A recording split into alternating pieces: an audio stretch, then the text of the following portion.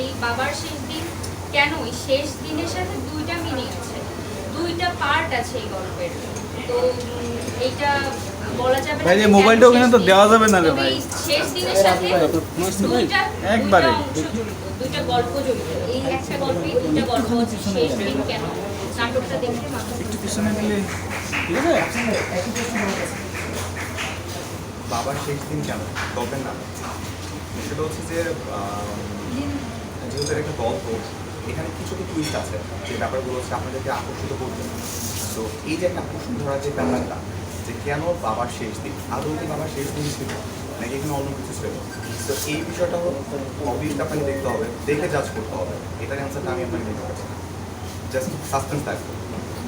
আচ্ছা, আপনারা তো অনেক কাজই একসঙ্গে করেছেন, তার মধ্যে এটাই কি আমার ইউনিক, কি মনে হচ্ছে বা কি বলবেন একসঙ্গে?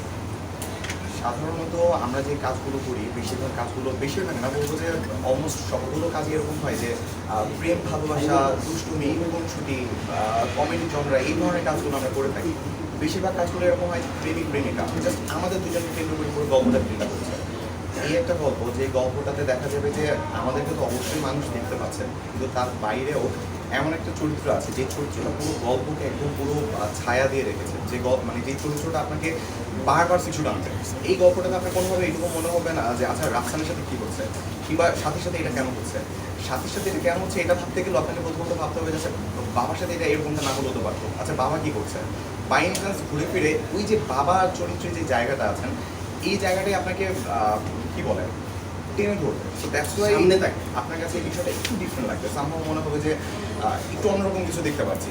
আর আমরাও চেষ্টা করেছি যে চিরাচরিত যে গল্পগুলো আছে, প্রেম ভালোবাসা, সেগুলো থেকে বের হয়ে একটু কাইন্ড অফ ডিফারেন্ট কিছু করার জন্য, যেটা দেখার পর আপনার কাছে মনে হবে যে না ভাই সবসময় তো হাসি, কিছু দেখে না একটু চোখের পানিও পড়লো, কিছু না একটু শিখলাম।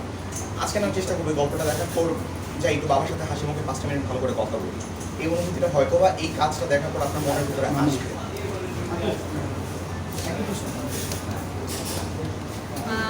আমার কাছে বাবা প্রজেক্টটা একটা ড্রিম প্রজেক্ট, এবং আমি বাবার গল্প করতে চেয়েছি আরও বেশ কিছুদিন আগে।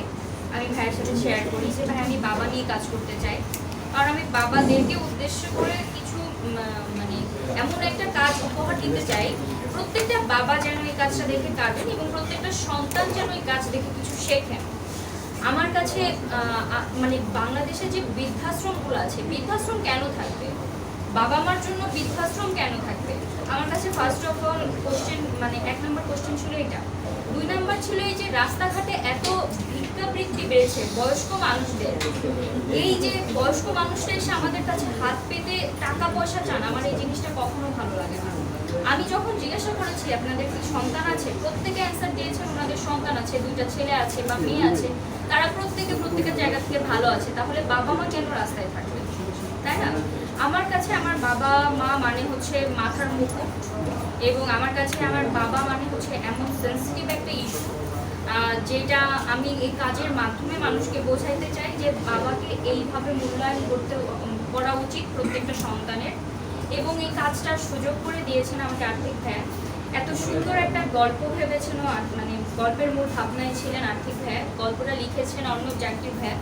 গল্পটার প্রত্যেকটা শব্দ প্রত্যেকটা সন্তানের জন্য অনেক শিক্ষণীয় মানে একটা ব্যাপার থাকবে, এবং বাবাদের অনেক শখ থাকে, যেই শখগুলো বাবারা ছোটবেলা থেকে সন্তানদের জন্য উৎসর্গ করে দেন।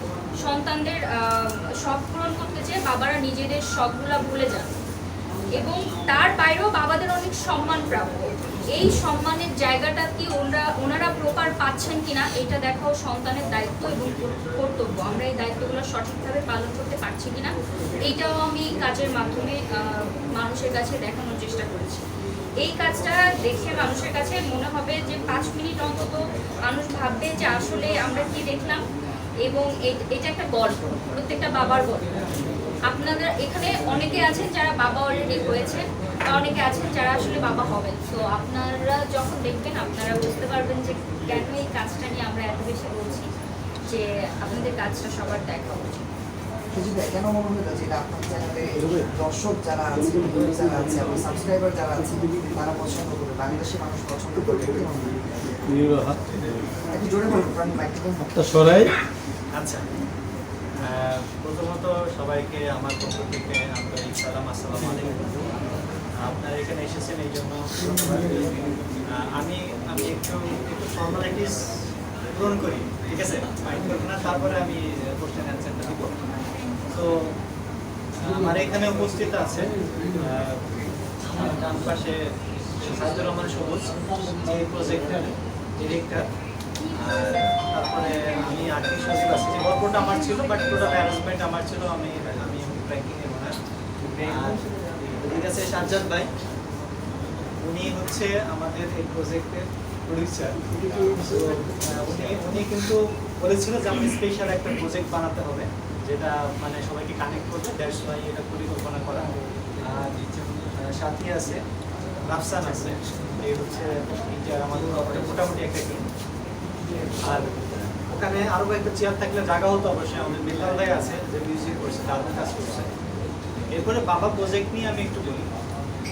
আমরা সন্তানদের তো অনেক শখ থাকে, যেগুলো পূরণ করে আমাদের বাবা মা, কিন্তু আমরা ডিফারেন্টভাবে কখনো ভেবে দেখেছি কি যে বাবাদেরও শখ থাকে। সো এই কাহিনীতে একটা দেখানো হয়েছে সন্তানের শখ না, বাবার একটা শখ ছিল, যেটা বাবার একটা শেষ দিনকে কেন্দ্র করে, শখের শেষ দিন, সেই শখটা পূরণ করা নিয়ে পুরোটা জার্নি তৈরি হয়। এবং মানে খুব ইমোশনালভাবে স্টোরিটার একটা শেষ পরিণতি হয়, যেটা দেখলে সবারই মনে হবে যে আমারও বাবা আছে এবং আমার বাবার স্বপ্ন আছে, শখ আছে। সেই শখগুলো কি পূরণ হবে কি হবে না, সন্তান হিসেবে আমাদের দায়িত্বটা কি। এটা খুব সুন্দর একটা স্টোরি, যে এটা সবাইকে কানেক্ট করবে, যাদের বাবা মা তো সবারই আছে, সো কানেক্ট সবাইকে করবে। এই হচ্ছে মোটামুটি কথা।